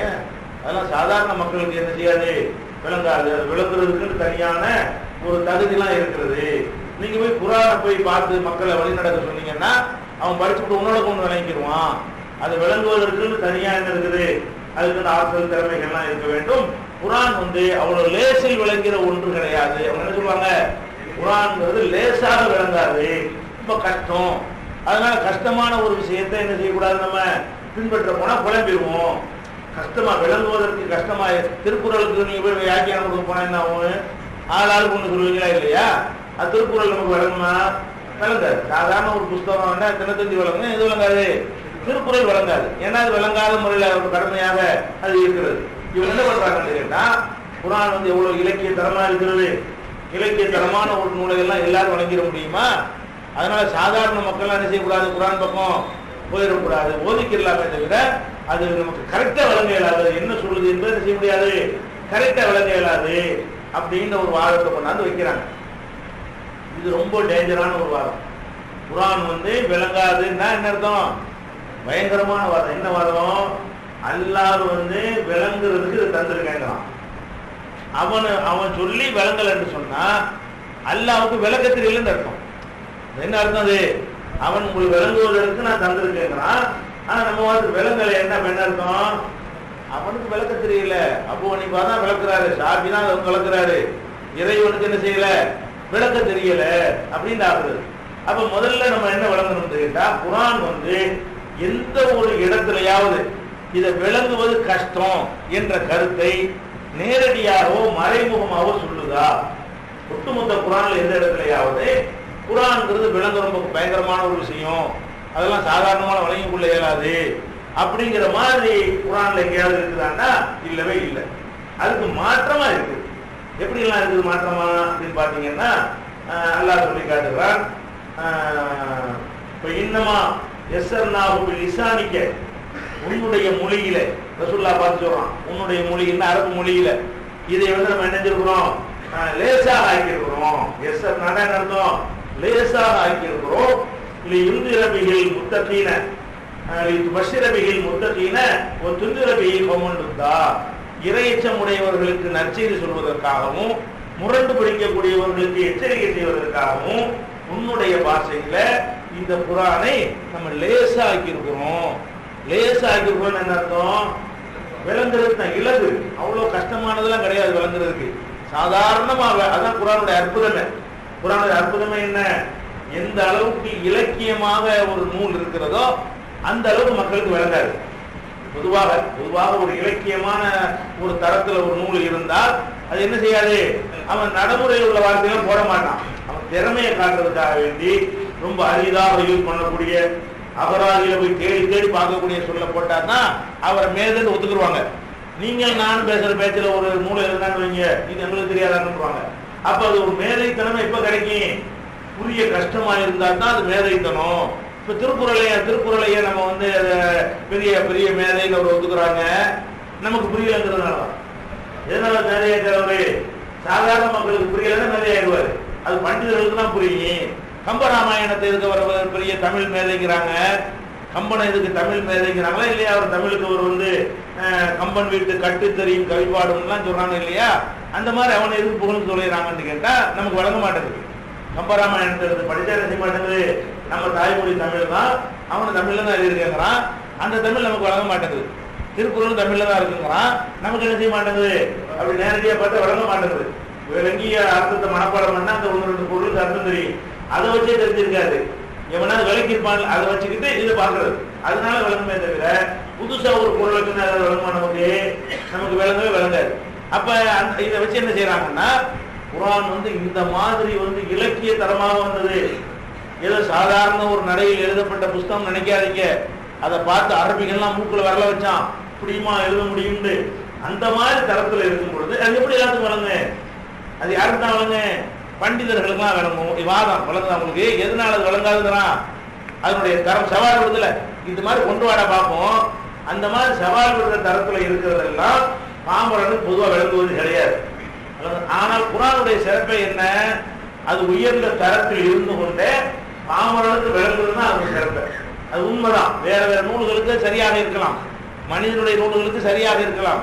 அல்லாஹ் என்ன செய்யறான்னா உயர்ந்த தரத்திலையும் வைத்து விளங்குறவே செஞ்சிருக்கிறான், லேசாக்கி இருக்கிறான். அதுதான் அதனுடைய சிறப்பே. அதுதான். அதுக்கு என்ன ஆதாரம் கேட்டா, இப்ப ரசூல் ஸல்லல்லாஹு அலைஹி வஸல்லம் காலத்துல வந்து அபூஜஹல் மாதிரி பண்டிதர்கள்லாம் இருந்தாங்க, அவங்களுக்கு விளங்க காணோம். குர்ஆன் யாருக்கு விளங்கல? அபூஜஹலுக்குலாம் விளங்கல. ஆனா பிலாலுக்கு விளங்குது. அவர் என்ன அரபியா, தாய்மொழி அரபியாவது. அவர் அபிசீனியாவில இருந்து பிடித்து வரப்பட்ட ஒரு அடிமை. வேலைக்கு வந்த வகையில இந்த பேச்சு வழக்குல கொஞ்சம் அரபி மொழியை தெரிந்து கொண்டவர்.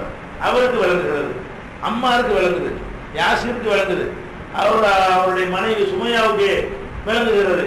இந்த மாதிரியான ஒரு அரபு மொழியில விற்பனர்களா இல்லாம சாதாரண ஒரு அடித்தட்டு மக்களா இருந்தாங்களே, பேச மட்டுமே தெரியுமே, உம்மிகள் எல்லாம் சொல்லி கேட்டான். இந்த சமுதாயத்துக்கு என்ன பேர் சொல்றாங்கல்ல, உம்மிங்களை என்ன அர்த்தம்? எழுதவும் படிக்கவும் தெரியாதவன். எழுதவும் படிக்க தெரியாத அந்த மக்கள்கிட்ட போய் இதை சொன்ன உடனே விளங்காம ஏற்றுக்கிட்டாங்க. எந்த அளவுக்கு விளங்குச்சுன்னா, இந்த அபூஜஹல் கூட்டம் எல்லாம் என்ன சொன்னார்கள்? போயிடாது, அதுக்கு பஞ்ச வச்சுக்க சொன்னாங்களா இல்லையா? லா தஸ்மூ லி ஹாதல் குர்ஆன், இந்த குர்ஆனை கேட்டுக்கூடாதீங்க, கேட்டீங்கன்னா என்ன வாயினே உங்களை வந்து அவர் மயக்கிடுவாரு அப்படின்னு சொல்லி ரசூல் ஸல்லல்லாஹு அலைஹி வஸல்லம் குர்ஆனை கேட்காதீங்கன்னு சொன்னானே. அப்ப விளங்காட்டி ஏன் கேட்காதீங்க? நம்ம கேட்டுவாடா, விளங்க போகுது. அது விளங்கலன்னு வைங்களேன், குர்ஆனை போய் கேட்டா என்ன மாற்றம் ஏற்படும்? விளங்காட்டி நம்மளும் கேட்க சொல்லலாம்ல. நமக்கு புரியாத பாஷையில ஒருத்தன் என்ன செய்யறான், என்னத்தையோ மார்க்கத்துக்கு விரோதமானதே பேசுறான், யாருக்கும் புரியாது. நீங்களும் கேட்டா கேட்டுவீங்களா? கேட்டு நல்லா போய் கேட்டுவா, சத்தமா விளங்குமே தவிர, ஒரு சத்தம் வருமே தவிர அதுல மெசேஜ் என்ன மாதிரி விளங்கவா செய்யும்? அது சுகைப்புக்கு விளங்குறது, அம்மாருக்கு விளங்குகிறது, அபூதல் ரிபாரிக்கு விளங்குகிறது. இப்படி ரொம்பவும் அடித்தட்டு சாமானிய மக்களா இருந்தாங்களே, அந்த மாதிரியான மக்கள் விளங்கித்தானே இந்த மார்க்கத்துக்கு வந்தாங்க. அப்ப விளங்காத குர்ஆனை எழுதி அந்நிய நாட்டு மன்னர்கள் அனுப்பி வச்சாங்க. விளங்க போய் தான் எழுதி அனுப்புனாங்க, ஆயத்தை எழுதி அனுப்புனாங்களே, இஸ்லாத்தின் பாட அழைப்பு கொடுத்தாங்களே. விளங்காத ஒரு விஷயத்தையா எழுதி அனுப்புவாங்க? அப்ப இது குர்ஆன் விளங்காது என்று சொல்வது இருக்குது.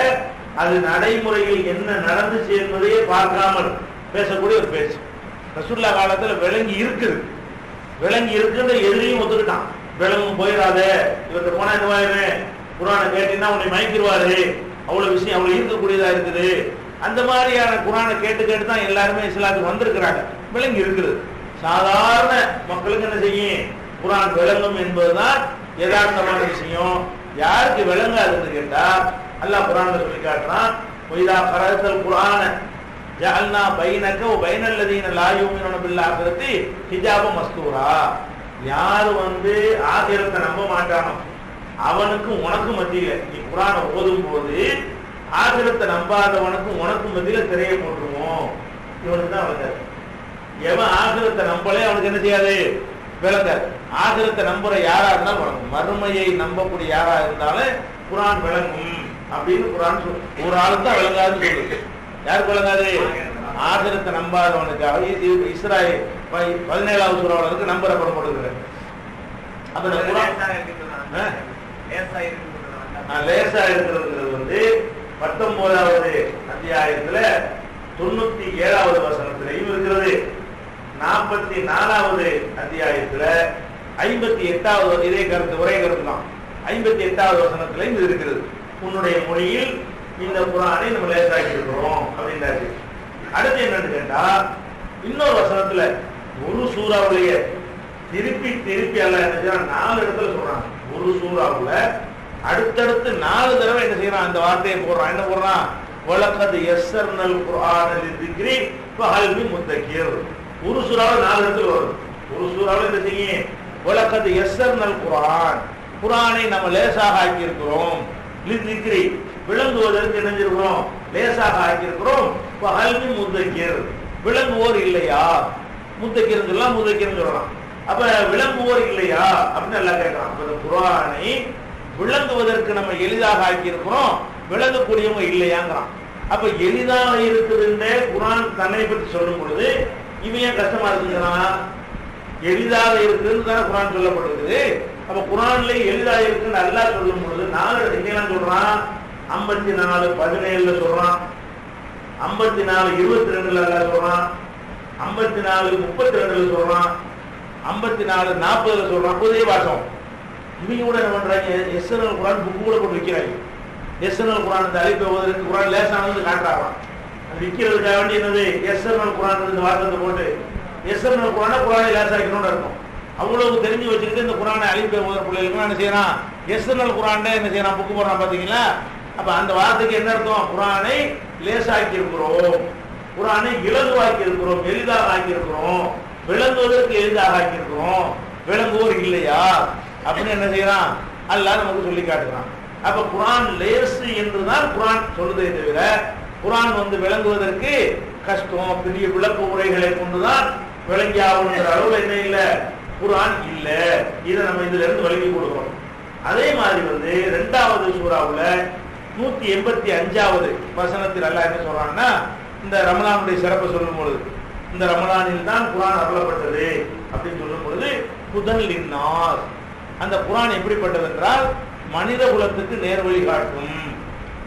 பையினாத்தி மினல் ஹுதா வல் ஃபுர்கான், நேர்வழியை தெள்ள தெளிவாக காட்டும், சத்தியத்தையும் அசத்தியத்தையும் பிரித்து காட்டும். இந்த குர்ஆனுடைய சிறப்பு அல்லாஹ் சொல்லி காட்டுறான். அப்ப நேர்வழியை காட்டும்னு சொல்லாம அது தெளிவாகவும் காட்டும் அல்லாஹ் சொல்றான். தெளிவா காட்டும்னால என்னவா இல்ல, கஷ்டமா இல்ல, விளங்குறதுக்கு என்னவா இல்ல, சிரமமா இல்ல, உண்மைகளுக்கு விளங்கக்கூடியதாகத்தான் இந்த குர்ஆன் இருந்தது. எழுத படிக்க தெரியாதவங்களுக்கு பேர் உண்மையாக, எழுத படிக்க தெரியாத சமுதாயத்துக்கு விளங்கக்கூடிய வகையில் தான் குர்ஆன் இருந்துச்சுங்கும் போது அது எங்களுக்கு விளங்காது, இவர் தான் விளங்க வைப்பாருன்னு சொன்னா அல்லாஹ்வை விட விளக்கும் திறன் இமாமுக்கு அதிகமாகிடுது. சொன்னா என்ன வருது, அவன் என்னமோ விளக்குறேங்கிறான், விளக்குறேன்னு முயற்சி பண்ணிட்டு அல்லாஹ்வுக்கு முடியலன்னா தெளிவா விளக்கிட்டாங்கிறான்ல, நீ எங்க தெளிவா விளக்கணும், விளங்க மாட்டேங்குதுன்னா என்ன அர்த்தம், அப்ப அல்லாஹ்வுக்கு விளக்குற திறன் இல்லைன்னா நம்ம அல்லாஹ்வே இல்லைண்டா. இப்போ விளக்குற திறன் இல்லை, அவரோட அபு ஹனீஃபா நல்லா விளக்குவாரு, அவரோட ஷாஃபி விளக்குவாருன்னு சொன்னா என்னவாயிரு, அது அல்லாஹ்வை விட அது உங்களை பெரிய ஆளாகிற ஒரு குற்றத்துல சேர்ந்து விடும். அதையும் நம்ம பார்க்க வேண்டியிருக்கு. 285 அதே மாதிரி குர்ஆனை சிந்தியுங்கள் அல்லாஹ் சொல்றான். குர்ஆன்ல சிந்திக்க மாட்டீர்களா, இது அல்லாஹ் அல்லாதவர்கள் வந்திருந்தா முரண்பாடுகள் இருக்கும், முரண்பாடு இருந்தா விளங்குறது கஷ்டமா இருக்கலாம். ஒரு நூல்ல வந்து முரண்பாடு இருந்துச்சுன்னு வைங்க, அப்படின்னா நம்ம குழம்பி போறதுக்கு வாய்ப்பு இருக்குது. அல்லாஹ் அந்த வசனத்தை குர்ஆன்ல என்ன கேரண்டி தர்றான்? இதுல முரண்பாடு இல்லாதனால இது அல்லாஹ்ட்ட வந்தது. நல்லா வழங்கிக்க. மனுஷன் முரண்படக்கூடியவன், அல்லாஹ் வந்து ஒரு காலத்திலையும் முரண்பட மாட்டான். அப்ப அல்லாஹ் என்ன சொல்றான்னு கேட்டா, அப்பெல்லாம் எந்த குர்ஆன் குர்ஆனை இவர்கள் வந்து சிந்திக்க மாட்டார்களா? உலவுக்கான மின்னிந்தி வயிறில்லாகி இது அல்லாஹ்வை தவிர வேறு யாரிடம் இருந்தாவது வந்திருக்குமேயானால் லவஜது ஃபீஹி இக்திலாஃபன் கஸீரா, இதுல நிறைய கருத்து வேறுபாடுகளை பார்த்திருப்பார்கள். இது அல்லாஹ்வை தவிர வேற யார்ட்டையாவது வந்திருந்தா நிறைய முரண்பாடுகள் என்ன செய்யும், இதுல இருந்திருக்கும். முரண்பாடு இல்லை, முரண்பாடு இல்லைங்கிறனால சிந்திச்சு பாரு. அப்ப இந்த கரடு முரடான விஷயங்களை போய் அனைத்து மக்களையும் சிந்திச்சு பாருன்னு சொல்ல முடியுமா? வேற ஒரு மதத்துடைய வேதங்கள்லாம் படிக்காதுன்னு சொல்றான், மறைன்னு சொல்றான். மறைச்சு வச்சுக்கிறதுனால மறைங்கிறதுக்கு பேரு. மக்கள் கண்ணுக்கு போக நினைச்சிடறான், மறைத்து வைத்திருக்கிறான் பாருங்களேன். பொருத்தமா பேர் வச்சிருக்காங்க, அது மறைன்னு பேர் வச்சிருக்காங்க. அப்ப அந்த மாதிரி சொல்லக்கூடிய நம்ம என்ன செய்யறோம், திறன்னு சொல்றோம், அவன் தான் மறைக்க சொல்றான். நம்ம வேணும் என்னது ஓப்பன், எல்லாமே என்னது மக்கள்கிட்ட கொண்டு போட எல்லாத்தையும் சொல்லுங்கிறோம். அந்த அளவுக்கு வந்து தெளிவா இருக்கிறதுனால இது விளங்காதுன்னு சொல்வது என்னது பொய்யான வாதம். அது ஒரு விஷயத்தை விளங்கிக்கிறது. இதுக்கு நம்பர் வந்து 482. அதே மாதிரி வந்து இன்னொரு வசனத்துல எல்லாம் இது சொல்றான்னு கேட்டா, அப்பெல்லாம் எத்தனை பருவம் குரான் அம்மாலா குழுவின் அப்பாளுகா, இவங்க குரானை சிந்திக்க மாட்டார்களா அல்லது உள்ளங்கள்ல கூட்டு தோக்குதா? இவங்க உள்ளத்துல கூட்ட போட்டுக்கிட்டாங்களா? கூட்டு போட்டதான் வளர்ந்தாரு வளர்ந்தது, அதுல குழப்பம் கிடையாது. இவன் கூட்டி வச்சு விளங்க மாட்டேங்கிறான். அல்ல என்ன சொல்றான், குரானை விளங்க மாட்டார்களா அல்லது இவங்களுடைய உள்ளத்தில் கூட்டு தொங்குகிறதா? அப்படின்னா என்ன அர்த்தம்? விளங்கல ஒருத்தன் சொன்னா அவன் கூட்டி கொண்டான்னு அர்த்தம். அது விளங்கு கரெக்டா தான் இருக்கிறது. அவன் ஏற்றுக்கொள்வதற்கு தான் அவன் தயாரா இல்லைன்றத 47வது அத்தியாயத்துல 24வது வசனத்தில் எல்லாம் சொல்லி காட்டலாம். அப்ப குரான் வந்து விளங்க லேசானது என்பதை பல வசனங்களில் உதாரணத்தை நம்ம குறைவா சொல்லி இருக்கிறோம். நம்ம குரான் தமிழாக்கத்தை எடுத்துக்கிட்டீங்கன்னா குரான் விளங்க எளிதானதுங்கிற தலைப்புல எடுத்தா அவ்வளவு வசனங்கள் போட்டிருக்கிறோம். குரான் வழங்குவதற்கும் லேசானது என்பதற்கு இன்னும் அதிகமான வசனங்கள் இருக்கு. சாம்பிளுக்கு போதும், அதையே சொல்லிட்டு இருக்க முடியாது. ஆனால் குரான் விளங்காது என்று சொல்வது அல்லாஹ்வின் மீது சொல்லக்கூடிய, அல்லாஹ்வை இழிவு செய்யக்கூடிய ஒரு மோசமான வாதம். இன்னும் சொல்ல போனா குரான் விளங்காதுன்னு சொல்றாங்க, பொய்ய பாருங்க. குரான் விளங்காதுன்னு சொல்லக்கூடியவன் இன்னைக்கு வந்து குரானுக்கு தமிழாக்கம் போட்டிருக்கான். எத்தனை தமிழாக்கம்? அப்துல் ஹமீத் பாக்கவிங்கிறவரு குரான் விளங்காதுங்கிற கருத்துல மதுரப்புல உள்ளவர் தான். அவரு குரானுக்கு தமிழாக்கம் போட்டார். அப்ப விளங்காத ஒன்றுக்கு மொழியாக்கம் போடுற தப்சீரும் இல்லை, இல்லை வெறும் அர்த்தம் தான் இருக்குது. அர்த்தத்தை செஞ்சவட விளங்குங்க போய் தான் நீ அது புஸ்தகமா போடுற. அப்ப அந்த புஸ்தகமா போட்டு பெரிய தப்சீர் வியாக்கியானம் அந்த குரானுடைய தமிழாக்கத்துல வந்து அபு ஹனீஃபா விளக்கமா எங்க? நீ அபு ஹனீஃபா ஷாஃபிஈ விளக்கம் கொடுத்தா தான் விளங்குங்கிறியப்பா. நீ போட்ட எந்த தமிழாக்கத்தில் இந்த ஆள் போட்ட விளக்கம்னா இருக்குது? ஒரு விளக்கமே நான். அப்ப அப்துல் ஹமீத் பாக்கவி தான் முதல்ல போட்டாரு. நம்ம முஸ்லீம் லீக் தலைவர் இருக்காரு, அப்துல் சமத் இருந்தார்ல, அவருடைய தகப்பனார் அப்துல் ஹமீத் பாக்கவி முதல்ல போட்டாரு. அதுக்கப்புறம் என்ன, ஜான் ட்ரஸ்ட்ல ஒரு தர்ஜுமா போட்டாங்க. அது இந்த அப்துல் வஹாப் பாக்கவி, இந்த நிஜாமுத்தீன் இவங்க எல்லாம் 3-4 பேர் சேர்ந்து செஞ்சாங்க. அது வந்து மொழிபெயர்த்தாங்க. இவங்க எல்லாம் குரான் விளங்கான்னு சொல்லிட்டு இருந்தவங்க. குரான் விளங்கா அப்ப வியாபாரத்துக்கு மட்டும் விளங்குமா? அப்ப குரான் விளங்காதுன்னா விளங்க மொழிபெயர்ப்பு சொல்லி எப்படிங்க விளங்க? மொழிபெயர்த்தா இப்படி விளங்கணும்ல கேட்டிருக்கேன். அப்ப வந்து பிசினஸ் ஆகும்னா விளங்கணும் ஆயிருமா? அப்ப அப்படின்னா இவங்க என்ன பண்ணிருக்கணும், குரானை நாங்க மொழிபெயர்க்க முடியாது, மொழிபெயர்த்த அர்த்தம் தான் வரும், விளக்கம்லாம் கிடைக்காது, இமாம்களுடைய விளக்கம்னா அதுல இருந்தா தான் விளங்க முடியும், நாங்க அர்த்தம் செய்ய மாட்டோம் சொல்லணுமா இல்லையா? அப்புறம் இப்ப நிஜாமுத்தீன் புரசவாதத்தில் இருக்காரு, மதுஹபை நியாயப்படுத்திக்கிட்டு குரான் விளங்கான்னு சொல்லி தெரிகிறாரு, அவரும் ஒரு தர்ஜுமா போட்டார். புரசவாத நிஜாமுத்தீன் இருக்கிறாரு, அவரும் ஒரு தர்ஜுமா ஒன்று போட்டிருக்காரு.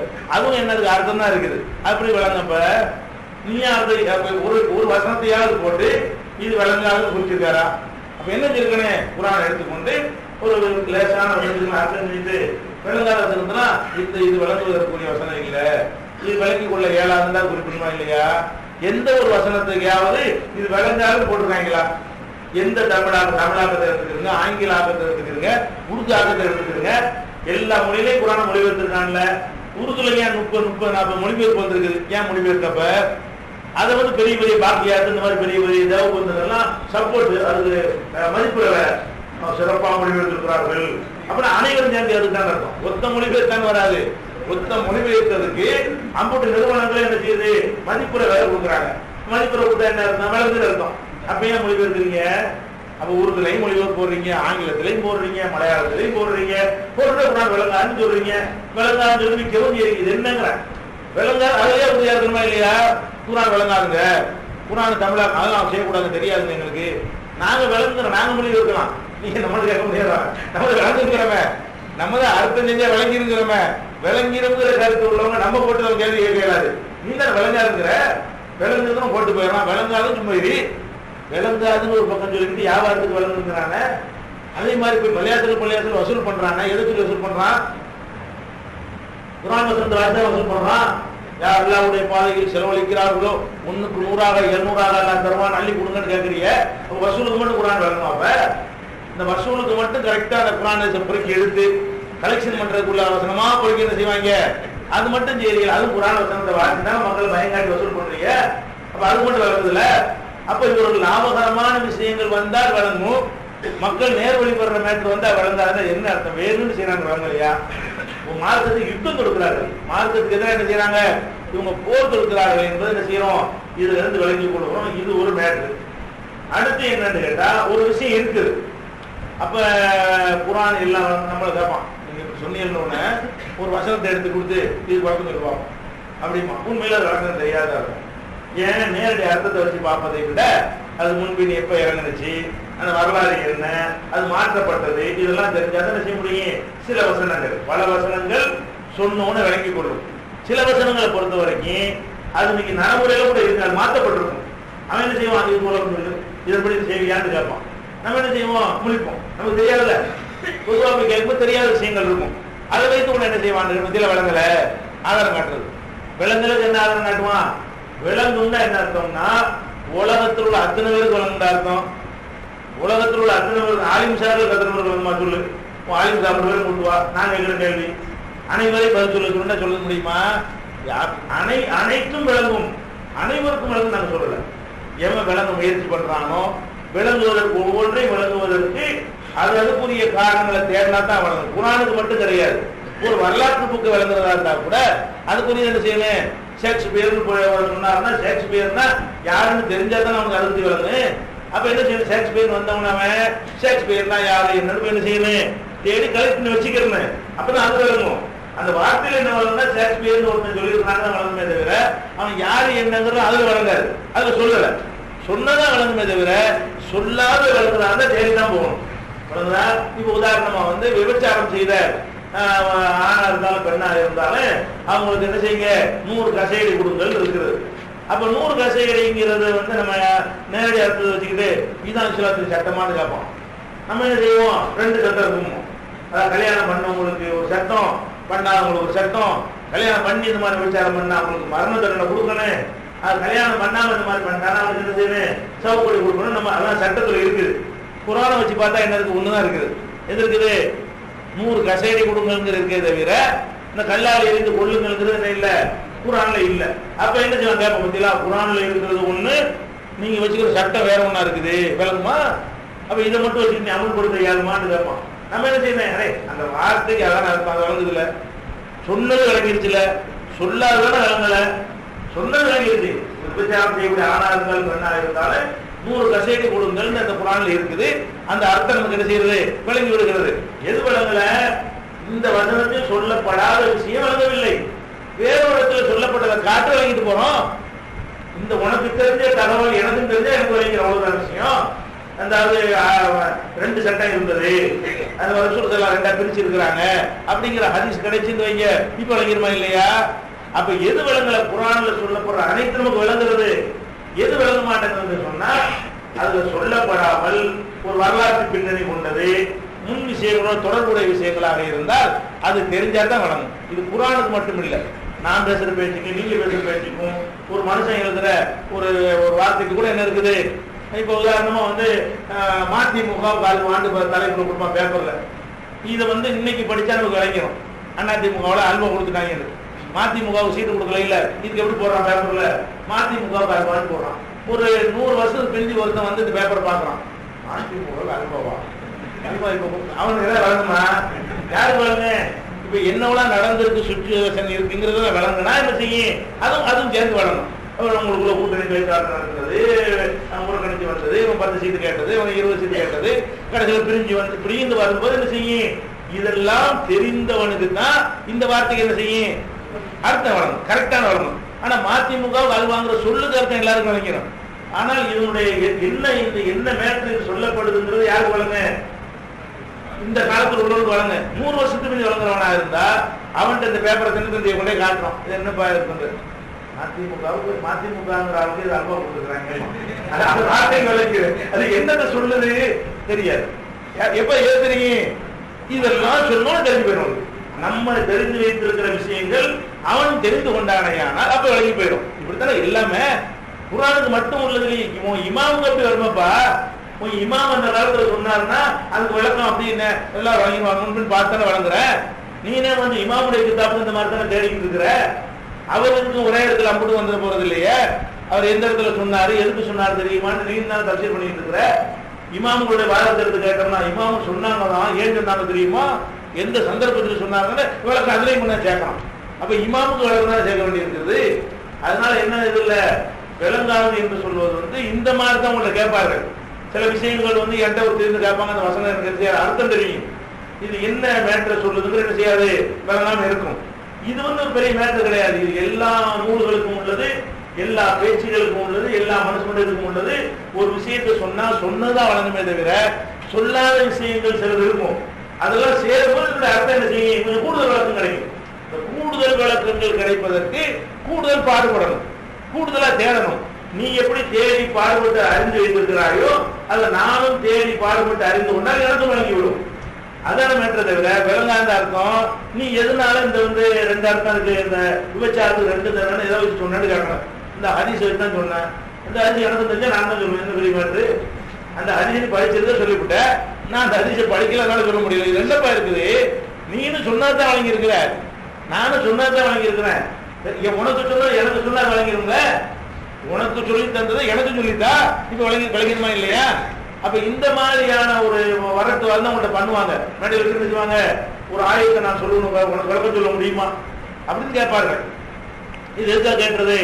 விளங்காது நிரூபிக்கணுமா? குர்ஆன் விளங்காதுன்னு என்ன செய்யறேன், மக்கள் மத்தியில் நிரூபித்து அதை உங்களை இன்சல்ட் பண்ணணும், மட்டப்படுத்தணுங்கிறதுக்காக வேண்டி இப்படி எல்லாம் கேட்பார்கள். அலிஃப்லாமீமுக்கு அர்த்தம் இருக்குதான்னு கேட்பார்கள். அர்த்தம் உனக்கு தெரியுமான்னு இதெல்லாம் வந்து அது சபையில வச்சு எல்லாம் வழங்க முடியல, அலிஃப்லாமுக்கு அர்த்தம் சொல்லு அப்படின்னு என்ன செய்வாங்க, அதை கேட்பாங்க.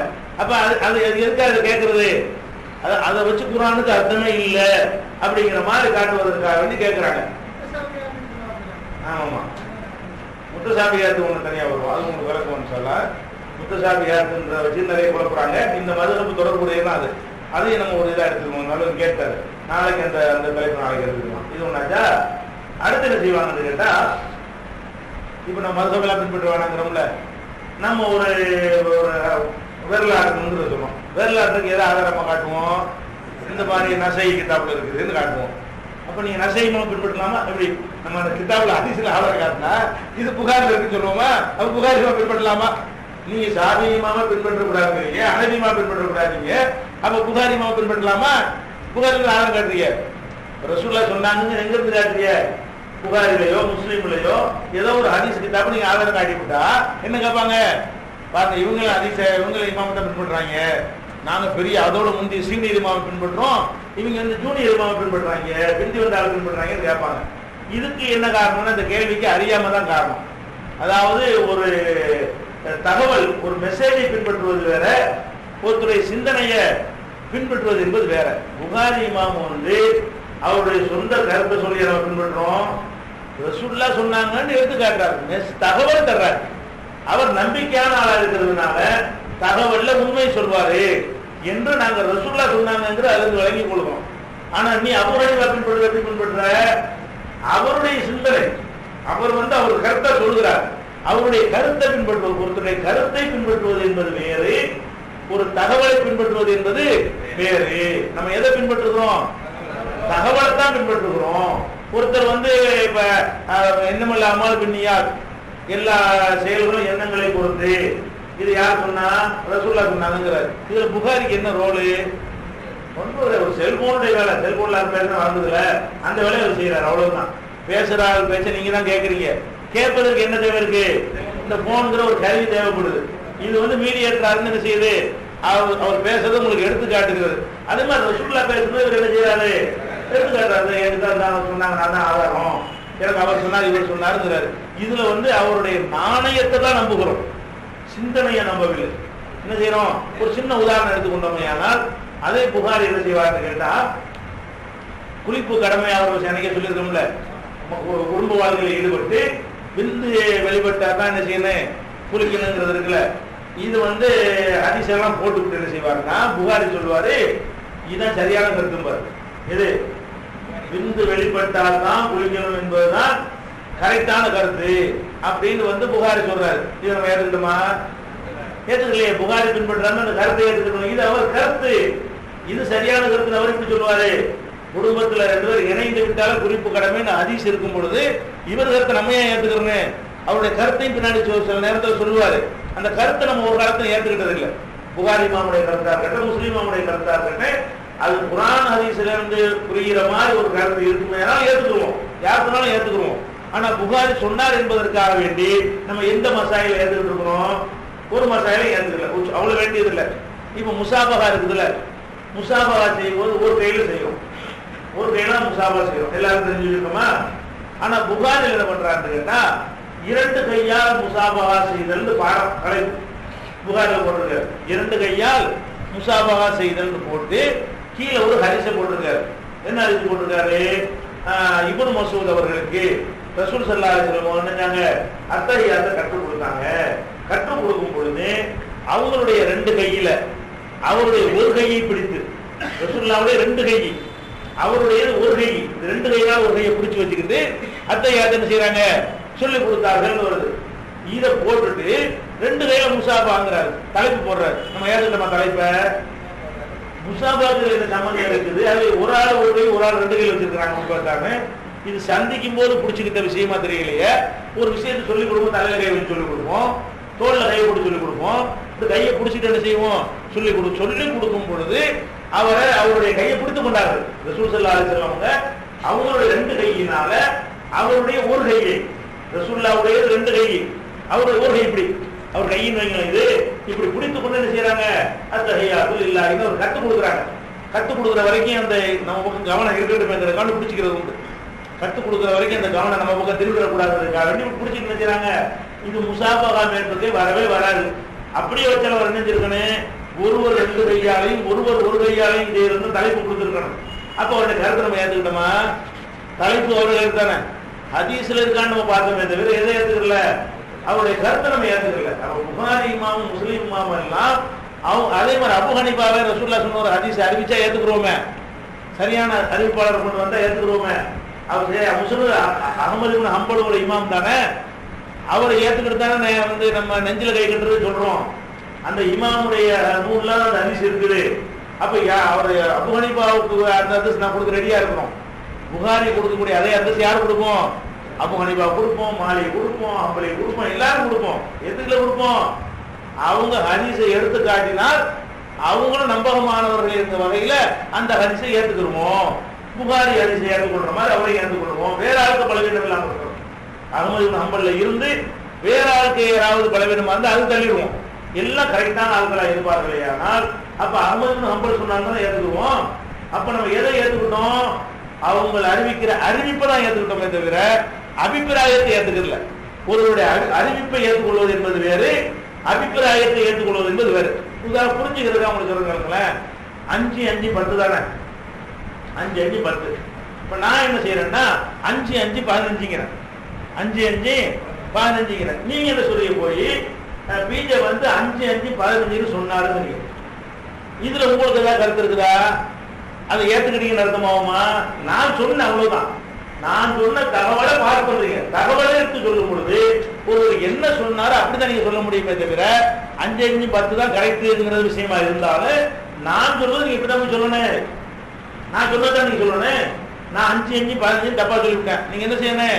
மக்கள்கிட்ட சொல்லும் போது 5 5 15 என்று சொன்னார் அப்படிதான் சொல்லணுமே தவிர நானே 15 சொல்லிருக்கோம் நீங்க 10 சொன்னாலும் சொல்லிடக்கூடாது. கணக்கு அது சரியா இருந்தாலும் கருத்துங்கிறது கருத்து வேற, தகவல் வேறங்கிறதுல வித்தியாசம் வாங்குறது. கருத்தை பொறுத்த வரைக்கும் தப்பு தான் அது. நான் தானே சொன்னேன், நான் சொன்னது உண்மைதானே. நீங்க 5 5 15 என்று பிஜே சொன்னாருந்தீங்கள, அது ஒரு உண்மை போய் கலந்துதா இல்லையா? எது உண்மை? நான் சொன்னேங்கிற தகவல் உண்மை, ஆனா மெசேஜ் போய் மெசேஜ் 5 5 15 கிடையாது, 10 தான். அப்ப அந்த மாதிரி என்ன செய்யறோம், நம்ம ஹதீஸ்ல ஏற்றுக்கொள்ளும் போது ரசூலுல்லாஹ் சொன்னாங்கிறத தான் நாங்க எடுத்துக்கிறோமே தவிர அதிலிருந்து ஒரு புரிந்து கொண்ட கருத்தைலாம் நம்ம என்ன செய்ய மாட்டோம், எடுத்துக்கொள்ள மாட்டோம் என்பதை நீ புரிந்து கொள்ள வேண்டும். நாளைக்கு சார் அந்த முத்தசாபியாத்துக்கு முக்கியமான விஷயம், இந்த மதுஹபை பின்பற்றக்கூடியவர்கள் அதையும் ஒரு ஆதாரமாக அமைக்கிறார்கள். அது சார் நாளைக்கு திருக்குர்ஆன் தமிழாக்கம் பி ஜெய்னுலாபிதீன் வெளிவந்துவிட்டது 8வது பதிப்பு.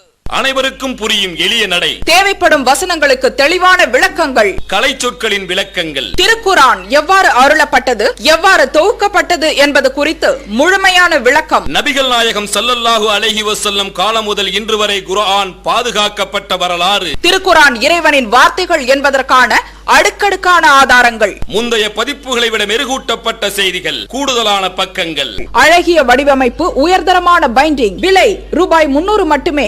வெளியீடு மூன் பப்ளிகேஷன், நம்பர் 83/3, முதல் மாடி, மூர்தரு, மண்ணடி, சென்னை 1. போன் 65690810.